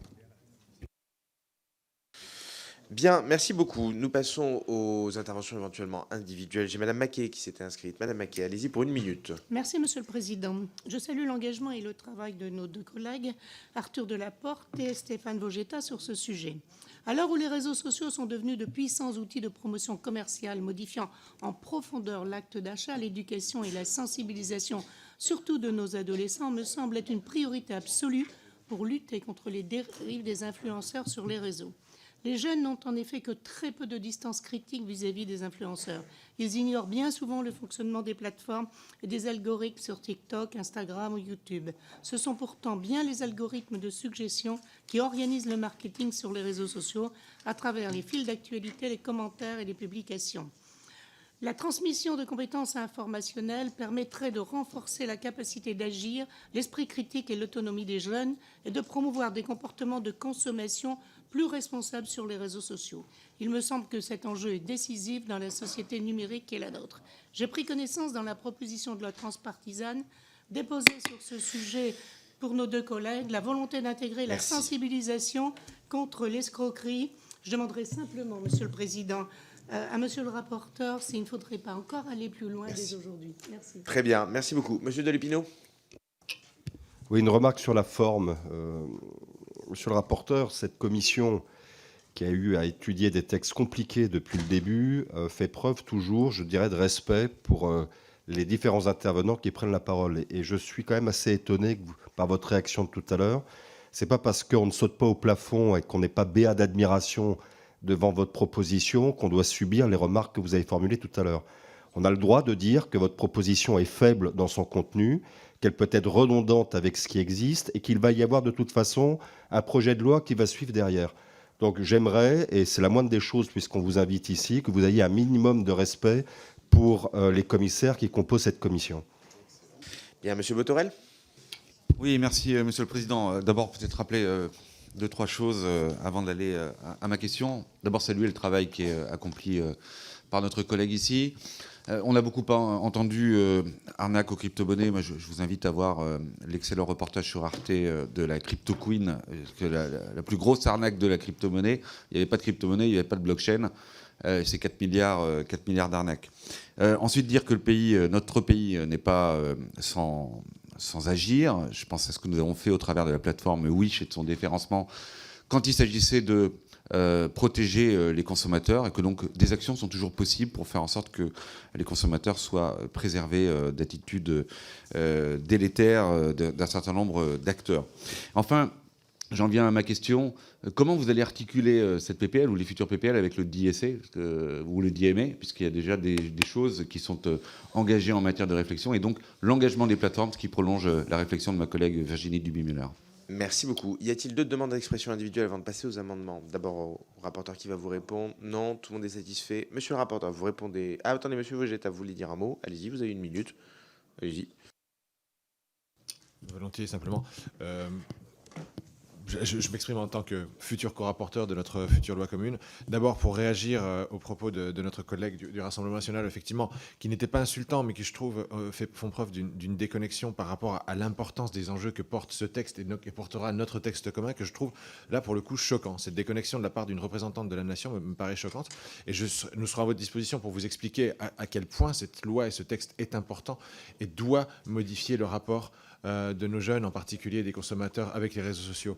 Sur les deuxièmes points, on aura l'occasion d'en reparler dans le cadre de la loi et du texte étendu, mais effectivement, l'articulation avec le DSA est un point fondamental, et c'est un point sur lequel nous travaillerons en collaboration avec le ministère de l'économie, des finances et du numérique, et c'est un point sur lequel on devra s'assurer effectivement d'une très grande coordination au niveau des adaptations à la loi française de ces textes. Bien, Monsieur le rapporteur, pour une courte réponse globale. Merci, Monsieur le Président. Monsieur Vogetta, je vais commencer par votre intervention et donc répondre à notre collègue Botorel que nous sommes en train de réfléchir justement à la question pertinente du DSA, et donc ça fera l'objet de la discussion future et pas de la discussion d'aujourd'hui. Madame Maquet, je vous remercie pour vos propos et pour le point que vous avez soulevé sur la question de l'esprit critique, l'éducation à l'esprit critique et de l'autonomie des jeunes, qui fait aussi l'objet d'un travail que nous sommes en train de construire, et notamment du dernier article de la proposition de loi commune sur les questions d'éducation, ce qui me permet de répondre par le même point à une question de M. Potier que j'avais laissée en suspens. Et pour finir, Monsieur Delépinot, même si mon collègue Vogetta a eu l'occasion de vous le dire, vos propos et les propos déconnectés finalement de votre collègue, parce que nous les considérons assez loin des enjeux. Vous avez dit par ailleurs que j'avais été insultant, mais je ne l'ai pas été. Vous avez en revanche qualifié les miens de faibles. Je suis assez en désaccord. Je pense que la régulation que nous portons ici aujourd'hui est au contraire une régulation forte et ambitieuse, et nous aurons l'occasion de le démontrer. Et je finirai tout simplement par une remarque très républicaine, institutionnelle. Quand vous dites « on vous invite ici », dans cette commission, non. Je suis aujourd'hui membre à part entière et de droit de cette commission, et je n'ai pas à être invité par des membres du Rassemblement national, et j'en suis fier. Bien. Une fois que tout le monde a pu exprimer sa position, je vais vous proposer de commencer directement aux amendements. N'oubliez pas qu'on a aussi un rapport d'information qui arrive juste après. Je ne voudrais pas le faire débuter trop tard. Nous commençons avec un amendement, le CE24 de Monsieur le rapporteur. C'est à vous, Monsieur le rapporteur. Oui, merci, Monsieur le Président. Cet amendement rédactionnel vise à synthétiser et clarifier la définition en droit de l'activité d'influenceur. Parce qu'aujourd'hui, il n'y a pas de définition de cette nature dans la loi, ce qui rend impossible notamment l'application d'un régime de régulation spécifique aux influenceurs, pourtant nécessaire au vu des dérives observées. Donc cette définition, elle inclut les personnes morales et physiques. Elle repose sur la création de contenu en ligne contre rémunération ou tout avantage en nature. C'est le socle d'une régulation spécifique et donc la base finalement de cette proposition. Je préciserai que nous avons, pour rectifier l'amendement, en rajoutant à l'occasion de l'expression de sa personnalité, pour vraiment cibler l'expression de l'influenceur à titre personnel. Bien, une expression, allez-y. Chers collègues. Oui, merci Monsieur le Président. On salue le travail, mais pour nous c'est encore un petit peu trop large parce qu'on regrette que dans la définition que vous avez adoptée, on enlève toute notion d'influence ou de notoriété. Même vous évoquez la personnalité, mais pas l'influence ou la notoriété. Et c'est un petit peu trop large. Par exemple, une entreprise en tant que telle qui aurait une page sur un réseau social pourrait être qualifiée d'influenceur. Est-ce que c'est vraiment le bon véhicule? Donc on est défavorable. Alors, un pour, un contre, pour aller vite. Est-ce qu'une expression divergente allez-y, Monsieur Vogetta. Alors, une fois n'est pas coutume, mais et avec Arthur, Monsieur Delaporte, pardon, on va avoir l'habitude de travailler ensemble d'une manière transparente et sincère et de bonne foi. Moi, j'aimais beaucoup la rédaction initiale. Cette rédaction qui est en train d'être modifiée un peu en dernière minute, je trouve on aura tout le temps et le loisir de la travailler ensemble et avec nos collègues pour s'assurer vraiment que ce point fondamental qui est la définition du statut de l'influenceur corresponde bien exactement à ce qu'on veut dire et porte bien tous les concepts. Donc j'ai tendance à dire, pour aujourd'hui, laissons de côté cette modification, donc plutôt défavorable, mais tout à fait volontaire pour continuer à modifier ce texte. Alors vous dites du coup la même chose que notre collègue, donc je vais prendre une intervention peut-être pour aller, parce que vous avez dit que vous étiez contre l'amendement, c'est ça ? Très bien. Donc, quelqu'un qui est pour éventuellement cet amendement, souhaitait-il s'exposer? Allez-y, Madame Abbo-Mangoli, c'est à vous. Ouais, merci beaucoup pour Arthur. Bon, a déposé un amendement visant à définir un peu plus précisément l'influence. Je pense que l'idée c'est de commencer. En fait, c'est pas du tout d'aboutir à une définition définitive. Moi, c'est ce que j'ai compris dans la démarche qui nous a été exposée à la fois par le rapporteur et à la fois par Monsieur Vogetta, donc ne serait-ce que pour saluer l'initiative, je pense qu'on peut le faire. On peut voter pour. Bien, Monsieur le rapporteur, une réaction assez... Oui, bon, j'avais réinséré dans ma rectification par rapport à l'amendement que j'avais déposé hier l'expression de la personnalité, puisque c'était dans la définition initiale. Par rapport à la définition initiale, finalement, il y a peu de bougé. Sinon, des éléments et des scories qui, à la suite des consultations des services juridiques, notamment du ministère de l'économie et des finances, m'ont été conseillés.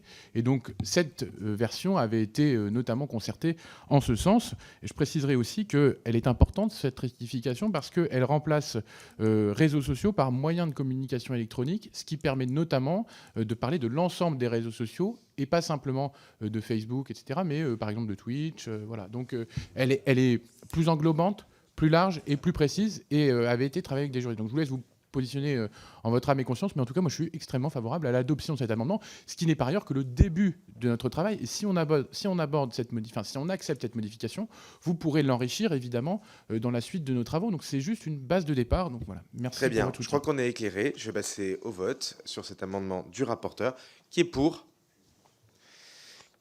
Attendez, je vais compter. Seuls les membres de la commission votent.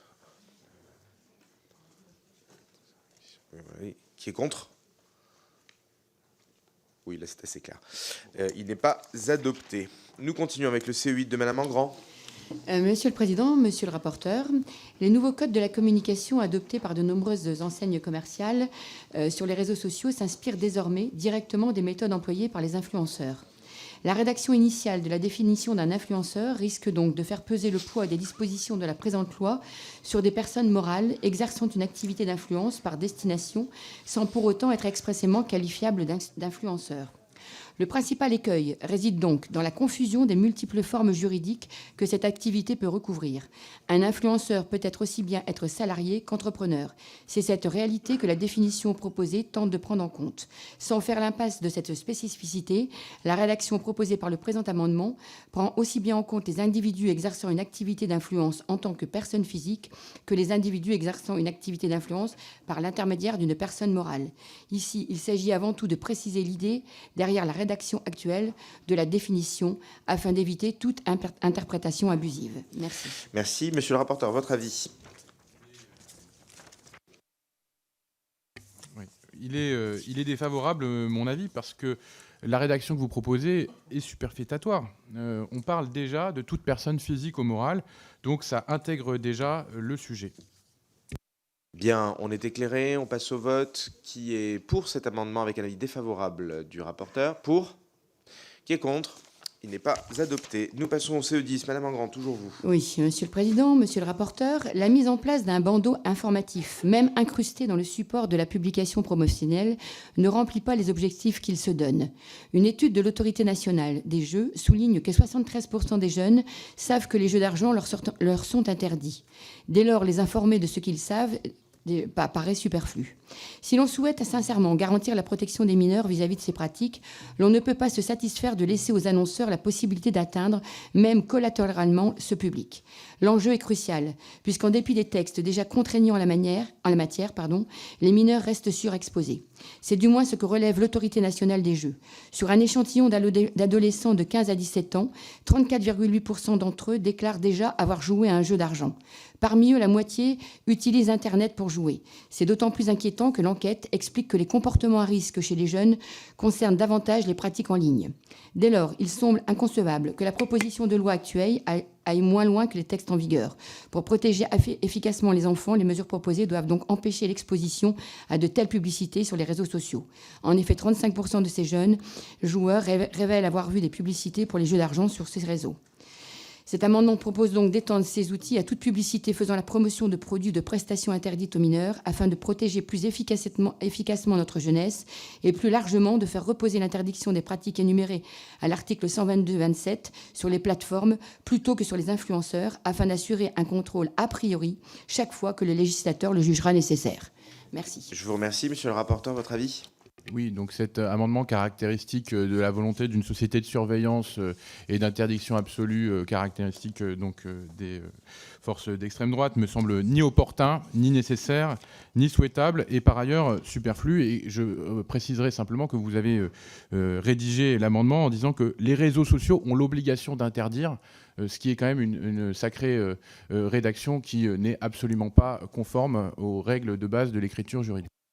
Bien, une réaction? Non, nous sommes éclairés. Je vous propose de passer au vote sur cet amendement avec un avis défavorable du rapporteur. Qui est pour? Qui est contre? Il n'est pas adopté. Monsieur le rapporteur, le CE23. Oui, cet amendement CE23 vise simplement à corriger la loi en remplaçant réseaux sociaux par moyens de communication électronique. Précision juridique. D'intégrer Twitch et Telegram, c'est rédactionnel. Très bien, pas de réaction. Monsieur Vegeta, allez-y. Non, simplement apporter mon soutien. C'était une modification nécessaire, et notamment pour embarquer certaines plateformes qui ne sont pas des réseaux sociaux, mais sur lesquelles, de plus en plus, on voit se déplacer des comportements d'arnaque, et je pense notamment à Telegram. Bien, une réaction différente? Non, on est éclairé. Bien, sur cet amendement du rapporteur, qui est pour? Qui est contre? Il est adopté. Monsieur le rapporteur, le CE22. Oui, ici, il s'agit de proposer une nouvelle rédaction de l'alinéa 7 et en ajoutant 5 alinéas à la place. Donc, ça a pour objectif d'interdire la publicité réalisée par les influenceurs sur un ensemble de produits et services financiers présentant des risques importants de perte pour les consommateurs. Une rédaction alignée sur l'article L222-16-1 du Code de la consommation. Pour mémoire, il existe aujourd'hui 2 types de restrictions de la publicité sur des instruments financiers ou des crypto-actifs. Monsieur le rapporteur, je pense que vous êtes sur le CE21. Je suis désolé de vous interrompre. Je suis pas sur le bon? Oui, je pense que c'est celui d'avant. C'est le CE22 que vous deviez avoir. J'ai un problème dans avec votre liasse. Voilà, il était peut-être inversé dans votre liasse. Ouais. Désolé de vous interrompre, mais du coup, allez-y. C'est un amendement qui précise, c'est une nouvelle rédaction de l'alinéa 6 qui précise le champ de l'interdiction des publicités des actes de santé en faisant référence au Code de la santé publique pour interdire la publication la publicité par les influenceurs des éléments suivants: ensemble des produits pharmaceutiques, dispositifs médicaux, actes de chirurgie, dont ceux de chirurgie esthétique, mais on exclut en revanche les produits cosmétiques du champ d'interdiction de la publicité relative aux produits pharmaceutiques. Très clair. Y a-t-il des réactions? Non. Eh bien écoutez, je le mets aux voix. Qui est pour cette modification? Qui est contre? Elle est adoptée. Le CE21, monsieur le rapporteur. C'est celui que j'ai commencé à défendre. Je vais reprendre la défense en son milieu pour éviter d'être redondant.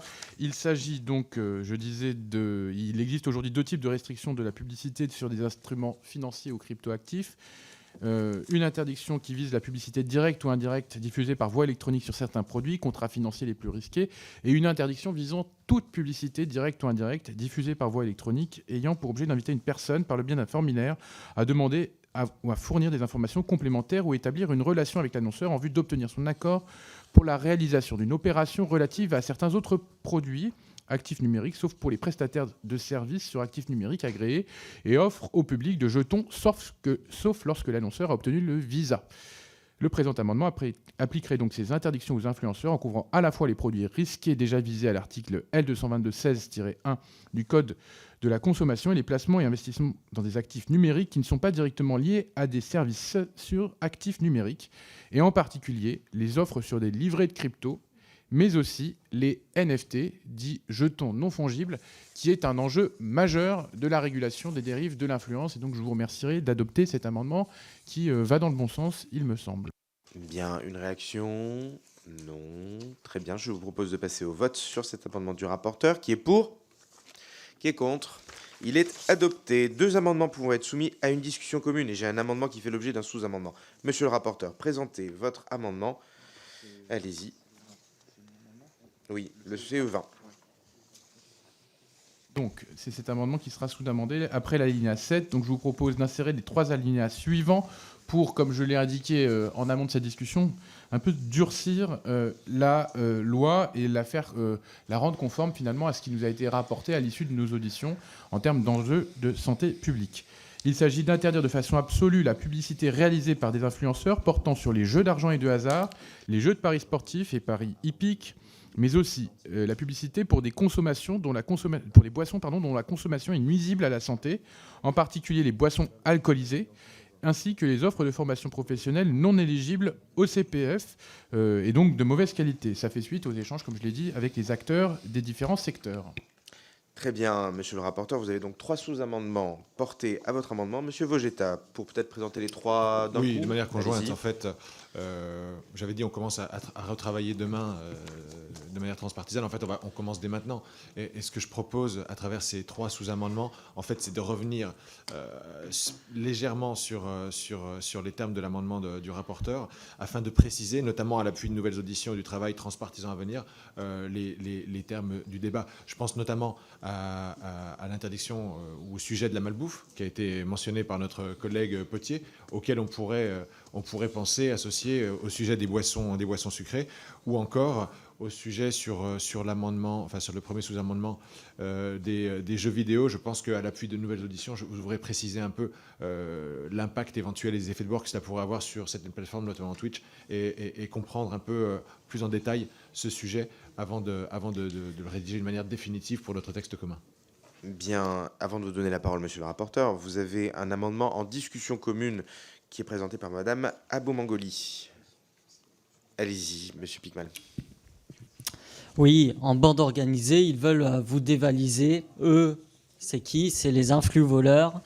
Mais aussi les jeux d'argent promus par des publicités à destination notamment des jeunes qui, souvent précarisés, savent que si l'argent ne fait pas le bonheur ne remplit pas l'assiette. Ces arnaques pullulent, et je ne parle même pas de ceux qui promettent des pensions de retraite à 1 200 € sans préciser que c'est avec 43 annuités et du brut. Nous savons que les publicités de jeux d'argent et de paris sportifs visent de plus en plus les jeunes, et notamment les plus précaires. Certains ont peut-être en tête des slogans révélateurs du style « tout pour la daronne », et il ne s'agit malheureusement pas de promouvoir la retraite à 60 ans, mais bien d'une stratégie délibérée, créer une addiction chez les jeunes.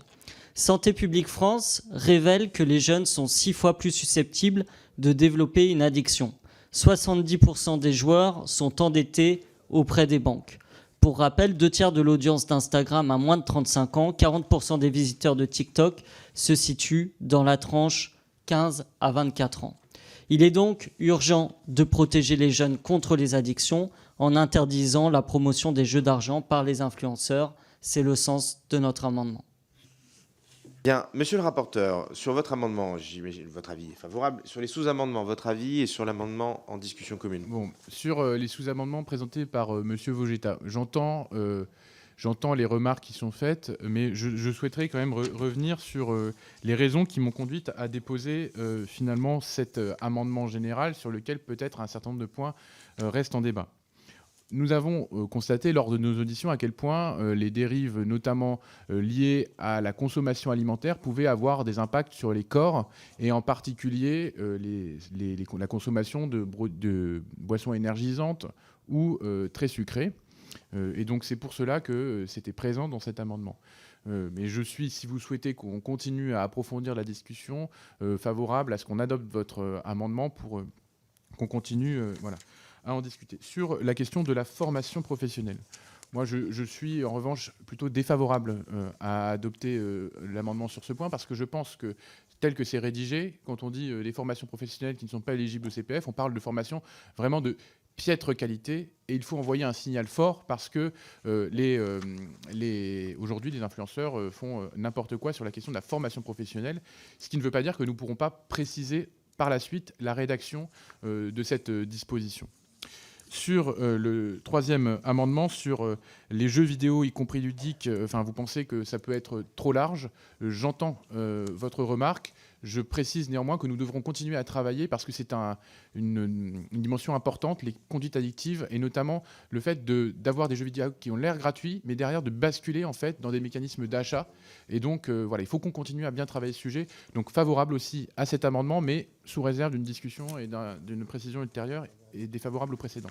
Sur votre amendement, monsieur Picmal, je vous remercie par ailleurs pour les propos que vous avez pu tenir. Et si, en effet, tout pour la daronne ne s'applique pas à la réforme des retraites, c'est bien un des éléments constitutifs des publicités faites par certains influenceurs pour générer un lien de confiance, et aussi des mécaniques d'achat par des biais de proximité. Néanmoins, je demanderai, si vous êtes d'accord, un retrait de votre amendement, puisqu'il est satisfait par l'amendement de réécriture que j'ai déposé, qui vise notamment à interdire les jeux d'argent et de hasard. À défaut, un avis défavorable. Bien, avant de commencer la discussion, vous souhaitez retirer ou pas votre amendement ? On s'est consulté, on va le retirer. Très bien. Monsieur Vogetta, vous souhaitiez intervenir ? Oui, une réaction vis-à-vis de cet amendement, pas forcément pour exprimer une opinion pour ou contre, mais simplement l'objectif qu'on a avec Monsieur Delaporte quand on fait ce... Monsieur Picmal, excusez-moi, Monsieur Picmal, je m'adresse à vous en fait. Monsieur Picmal ? Oui. Non, c'est pas grave. L'objectif de ce travail transpartisan, et on se l'est dit, on ne peut pas être d'accord sur tout. On sait qu'on n'est pas d'accord sur tout, mais sur ce sujet-là, qui est suffisamment important, on va travailler, on va créer une espèce de bulle de paix, où on va se dire, d'accord, on n'est pas d'accord sur la retraite, on n'est pas d'accord sur plein d'autres choses, mais on va vraiment travailler sur ce sujet sereinement, sans essayer d'en tirer profit pour marquer des points et pour éventuellement tendre un processus qui n'a pas de raison d'être tendu entre nous. Donc, simplement, c'est un petit rappel des règles du jeu. Moi, j'ai très envie de travailler avec vous sur ce sujet. Je suis sûr que vous avez plein de choses intéressantes à apporter. Par contre, sur les retraites, sur les milliardaires, sur tout ça, on va laisser ça en dehors. C'est tout ce que j'ai à dire. Bien, dans cette ambiance de paix et d'amour, Monsieur Vogetta, je vous propose, si tout le monde est éclairé, de passer au vote. D'abord sur les sous-amendements de Monsieur Vogetta. Monsieur le rapporteur, pour être bien certain, le 31, vous êtes favorable, le 32, vous êtes favorable, le 33, vous êtes défavorable. C'est ça? Donc on passe au vote des sous-amendements. Le 31, avec avis favorable du rapporteur, qui est pour, qui est contre, il est adopté. Le 32, avec un avis favorable du rapporteur, qui est pour, qui est contre, il est adopté. Le 33, avec un avis défavorable du rapporteur, qui est pour, qui est contre, il est adopté. Sur l'amendement du rapporteur ainsi sous-amendé, qui est pour, qui est contre, il est adopté. Nous avons le CE25, monsieur le rapporteur, c'est à vous. Merci, Monsieur le Président. Cet amendement propose d'insérer la possibilité de prononcer, en plus de la peine prévue au 3 du nouvel article du Code de la consommation, une peine complémentaire de suspension de l'accès à un service de communication au public en ligne pour une durée maximale d'1 an, assortie de l'interdiction de souscrire pendant la même période un autre contrat portant sur un service de même nature auprès de tout opérateur. Finalement, on se cale sur des dispositions de type Adopi qui ont une vertu dissuasive, puisque voilà, on avait pu voir que ça avait, quand on fait peur de couper Internet, ça a des effets sur les comportements. Donc pour moi, c'est une peine complémentaire qui mérite vraiment d'être étudiée, analysée, parce que voilà, elle aura certaines vertus. Voilà. Donc non, mais ça me paraît important en termes symboliques. Voilà. On avait un petit doute sur Adopi, ça nous faisait sourire avec Monsieur Botorel. Monsieur Vogetta. Non, alors sur cet amendement, qui arrive un peu, qui est arrivé hier effectivement. Moi, j'ai vraiment une préoccupation sur ce texte et sur surtout le texte commun, c'est qu'on ne puisse pas être retoqué par le Conseil constitutionnel. Or, j'ai le précédent en tête de la loi Avia qui s'était fait retoquer par le Conseil constitutionnel et vidé de sa substance. Pourquoi? Parce qu'elle avait fait peser des obligations pesant sur les réseaux sociaux de retirer en 24 heures des contenus illégaux qui n'avaient pas été jugés compatibles avec la liberté d'expression. Et j'ai peur que si cette formulation, on puisse tomber dans ce piège. Donc je vous propose, je comprends tout à fait, mais je vous propose qu'on revoie ça sereinement, avec un peu de temps, et surtout avec l'objectif de ne laisser aucun angle possible pour que notre loi, notre futur texte, soit invalidé. Monsieur le rapporteur, qu'en pensez-vous? Oui, j'entends vos remarques, chers collègues, et c'est vrai que le dépôt tardif de cet amendement ne nous a pas forcément permis de le mûrir collectivement, mais par esprit de concorde, je le retire pour que nous puissions en rediscuter sur les bonnes modalités et voies de sanction. Quel tandem! Écoutez, il est retiré. Nous passons donc à l'amendement numéro 1 de Madame Abo-Mangoli. C'est à vous. Monsieur le Président, merci, chers collègues. En fait, c'est un amendement pour permettre une logique de name and shame pour les influenceurs qui viendraient à enfreindre le code de la consommation, puisque engager la réputation des influenceurs revient d'une certaine manière à taper au porte-monnaie et à en fait informer les consommateurs. 40% des 18-24 ans font plus confiance aux influenceurs qu'à la publicité, d'après un récent sondage. Ces chiffres sont bien connus d'ailleurs par l'ensemble des entreprises françaises qui donc ne cessent de développer leur marketing à destination des influenceurs. Cette relation de confiance entre guillemets entre les utilisateurs des réseaux sociaux et les influenceurs rend ces utilisateurs vulnérables à des escroqueries. Il y a en jeu, quand les pratiques de l'influenceur sont condamnées, de permettre de briser cette confiance aveugle envers leur contenu. La position d'une bannière sur les comptes Instagram, TikTok ou autres d'influenceurs ayant fait l'objet de condamnations pour pratiques commerciales illégales répond à cet enjeu. Cela existait auparavant avec la presse à scandale en cas de condamnation du titre. Il faut donc responsabiliser les plateformes et les faire participer à la bonne information de leurs utilisateurs. Et je remercie cette maman de Pavillon-sous-Bois qui m'a donné cette formidable idée. Monsieur le rapporteur, votre avis? Oui, merci Madame Abo-Mangoli pour l'intérêt que vous portez à ce sujet. Votre amendement créerait une obligation pour les fournisseurs de services électroniques au public d'apposer pour une durée de 3 mois une bannière de prévention sur les comptes des réseaux sociaux des influenceurs ayant fait l'objet d'une condamnation. Je partage totalement votre intention, puisqu'il est utile que toute décision de sanction de l'administration puisse faire l'objet d'une publicité en ligne. Voilà. Bon, je vous renvoie à mon amendement rapporteur qui porte sur ce sujet, mais malheureusement, je pense qu'il faut qu'on rediscute de tout ça, parce que c'est un sujet qui reste encore un peu nébuleux et qui mérite d'être surveillé, notamment pour des raisons constitutionnelles. Donc je vous propose un retrait sur cet article et on en rediscute d'ici mars. Mais je ne suis pas sûr notamment que ce soit le bon angle d'attaque d'un point de vue purement juridique. Bien, Monsieur Botorel souhaitait réagir. Non, mais je suis d'accord avec le rapporteur, mais avec un autre argument. Vous visez les fournisseurs de services de communication publique en ligne tels que les fournisseurs d'accès à Internet. Mais pardon, ils n'ont pas accès à la gestion des comptes des réseaux sociaux, parce que la bannière va être posée sur du contenu. Ce que peuvent faire les fournisseurs d'accès à Internet, c'est finalement soit priver l'accès à un réseau avec des blocages DNS, ce qu'on en fait déjà sur du contenu pédopornographique, terreau, etc. Mais demander à un fournisseur d'accès à Internet, c'est-à-dire à Orange, d'aller mettre une bannière sur un contenu qui est géré par une plateforme, on ne voit vraiment pas comment ça tourne. Bien, est-ce que vous êtes convaincu par l'argumentation ou est-ce que vous le maintenez ? Écoutez, je le maintiens parce qu'en fait, il faut aussi que l'idée d'une information à destination des utilisateurs existe. En termes de rédaction, on y reviendra, j'imagine, dans le travail transpartisan, mais en tout cas, il y a vraiment un enjeu. Alors, moi-même, j'ai peut-être même une autocritique concernant notre amendement, peut-être même 3 mois, c'est même un peu long. Enfin, en tout cas, il y a des choses à discuter sur la durée, sur les modalités, sur le qui fait quoi. Et donc, je pense que c'est très important tout de même que les enjeux d'information soient mis en avant.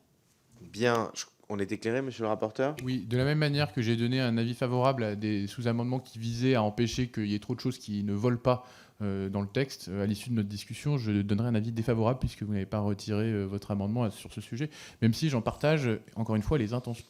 Bien, nous sommes éclairés sur cet amendement avec un avis défavorable du rapporteur qui est pour, qui est contre. Il n'est pas adopté. Monsieur Taché, le CE16. Merci, Monsieur le Président. Chers collègues, on le dit depuis tout à l'heure, depuis des mois, le sujet des influenceurs et même des influvoleurs enflamme les réseaux sociaux et notamment avec cette explosion des placements de produits frauduleux. Des textes législatifs encadrent déjà la pratique des partenariats commerciaux et les professionnels du secteur qui sont réunis au sein de l'ARPP ont adopté de bonnes pratiques visant à clarifier les situations, permettant de définir les conditions à partir desquelles la collaboration doit être mentionnée et selon quelle modalité. Certains travaillent aussi sur des labels, comme le tout nouveau label Influence. Mais force est de constater qu'en pratique, de nombreux contenus à caractère publicitaire n'indiquent pas l'existence du partenariat entre influenceurs et annonceurs, que le cadre légal est insuffisant et que l'autorégulation des acteurs ne saurait suffire. Vous vous souvenez certainement tous de la réponse faite par Magali Berda dans l'émission Complément d'enquête quand elle était questionnée sur la légitimité du placement de produits d'une montre connectée. Je suis en totale transparence de ce que je fais, affirmait-elle, avant d'expliquer aux journalistes qu'elle ne portait pas cette montre ce jour-là du fait d'une tendinite au bras. CQFD. Cet amendement instaure donc une nouvelle obligation pour les influenceurs de mentionner explicitement la finalité publicitaire de tout contenu diffusé en ligne qui revêtirait un caractère laudatif à l'égard d'une entité commerciale, industrielle, artisanale, libérale ou agricole et qui serait destinée à promouvoir la fourniture de biens et de services. Bien, monsieur le rapporteur. Oui, merci Monsieur Taché et merci pour la qualité du travail et l'ampleur de votre amendement. Mais il instaure, pour résumer, une obligation pour les influenceurs de mentionner explicitement la finalité publicitaire de tout contenu diffusé en ligne qui revêtirait un caractère laudatif à l'égard d'une entité commerciale, industrielle, artisanale, libérale ou agricole ou qui serait destinée à promouvoir la fourniture de biens et de services. Je vais vous répondre sur la forme. Sur la forme, je pense que le cadre proposé au sein de la présente proposition est suffisant, mais il ne me paraît pas opportun de reprendre les 42 alinéas de votre propre proposition de loi au sein du présent texte pour des questions de cohérence. Mais je vous invite et je nous invite à voir la manière dont on peut insérer une partie de ces dispositions dans notre proposition de loi commune et donc d'avancer ensemble pour tirer parti de l'intense travail et de sa qualité. Donc merci, mais je vous demande plutôt une demande de retrait, à défaut un avis défavorable. Bien. Monsieur Taché, êtes-vous convaincu ? Pas tout à fait, même si je vais évidemment saisir la main tendue et donc on retravaillera ça ensemble, mais vu que, comme vous l'avez dit, il y a 42 alinéas, je vais maintenir pour qu'il y ait un maximum d'alinéas qui soient repris dans le texte transpartisan. Très bien. Autre expression, tout le monde est éclairé. Bien, donc je le mets aux voix avec un avis défavorable du rapporteur qui est pour, qui est contre. Il n'est pas adopté. Je vais donc mettre l'article 1 aux voix. Qui est pour l'article 1? Qui est contre? Il est adopté. J'ai des articles additionnels après l'article unique. Monsieur Taché, pour le 15. Monsieur le Président, chers collègues, 2 plaintes collectives réunissant plus d'une centaine de personnes regroupées dans le collectif d'aide aux victimes d'influenceurs, le collectif AVI, qui fait un travail remarquable, ont été déposées vendredi 20 janvier auprès de la procureure de Paris.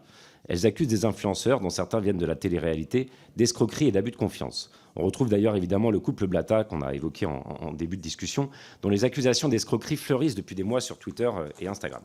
Et que dit le recours du collectif ? En lançant ces recours, nous souhaitons mettre en garde le public jeune et moins jeune sur les dangers de promotion de certaines stars sans scrupules. Ces stars, comme le collectif les appelle, sont ce qu'on nomme aujourd'hui des influenceurs, mais il n'existe malheureusement aucune définition juridique pour les qualifier. Alors avec ce texte, on avance dans cette direction.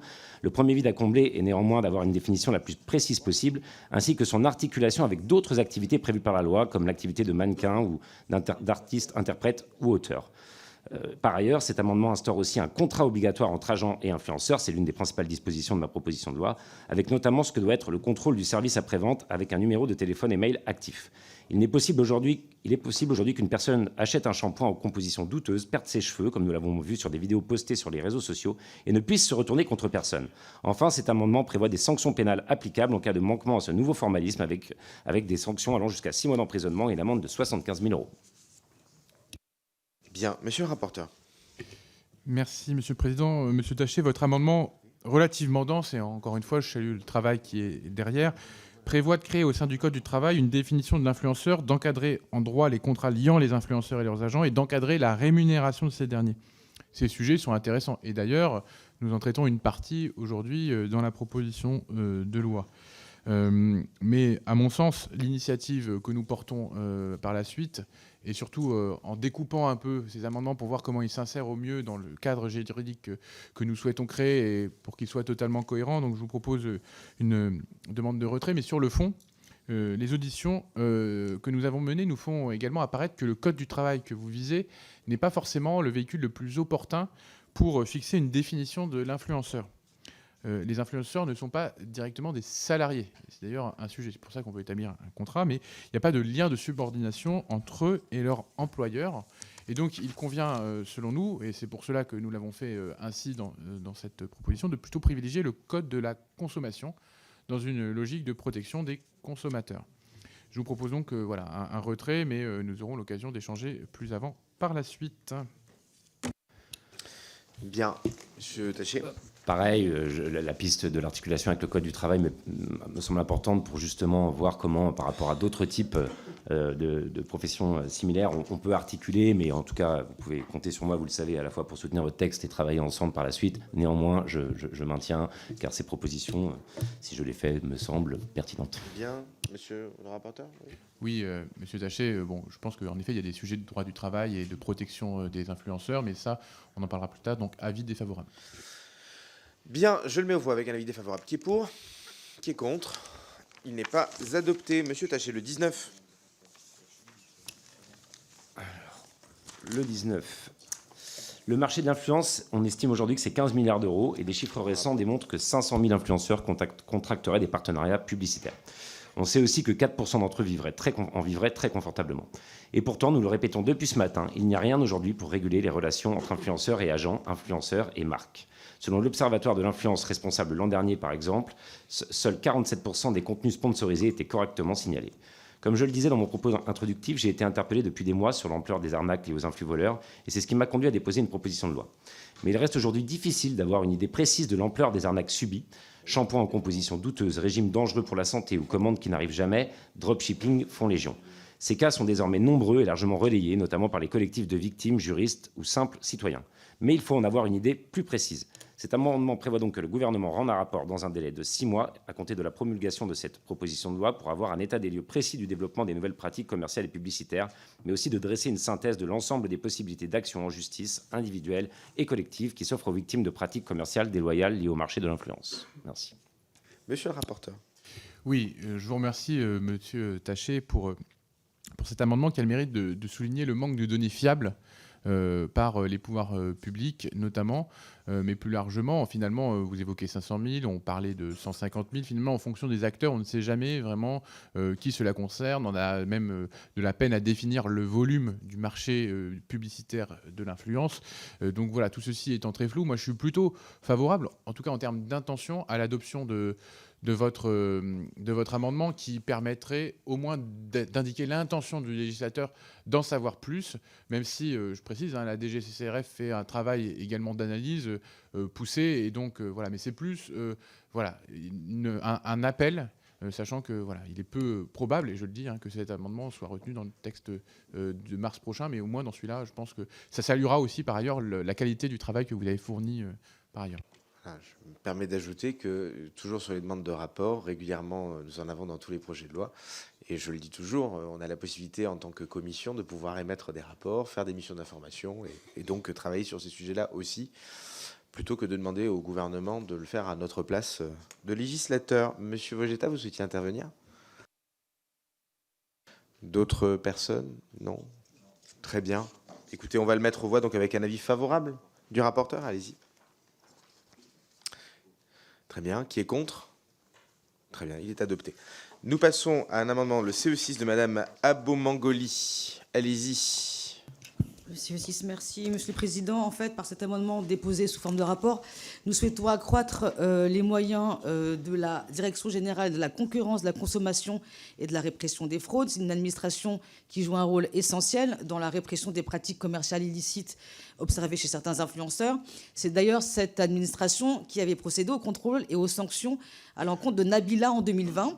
Cet acte envoyait le signal que la puissance publique n'allait pas laisser pulluler les pratiques douteuses de certaines et certains sur les réseaux sociaux.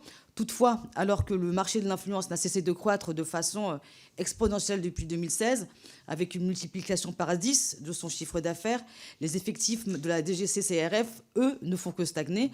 Définir un cadre juridique comme nous le faisons aujourd'hui nécessite des moyens et de veiller au respect de ces principes. Donc c'est pourquoi nous devons nous donner les moyens de nos ambitions. Et donc, c'est la raison pour laquelle nous demandons un rapport sur l'adaptation entre les moyens de la DGCCRF et les objectifs de lutte contre les dérives des influenceurs. Monsieur le rapporteur. Oui, merci Madame Abomangoli, qui me permet de saluer une nouvelle fois le travail que vous avez effectué avec Monsieur Picmal, mais aussi le travail des agents de la DGCCRF qui sont mobilisés sur tous les fronts, et en particulier ces dernières années sur le front du développement et de la lutte contre les pratiques illégales ou frauduleuses en ligne. Et donc, voilà, je vous remercie de mettre l'accent là-dessus. Il faut plus de moyens. Et donc, finalement, faire un rapport pour demander des moyens supplémentaires, c'est aussi un geste du Parlement à l'intention du gouvernement pour alerter sur la nécessité de renforcer ces moyens.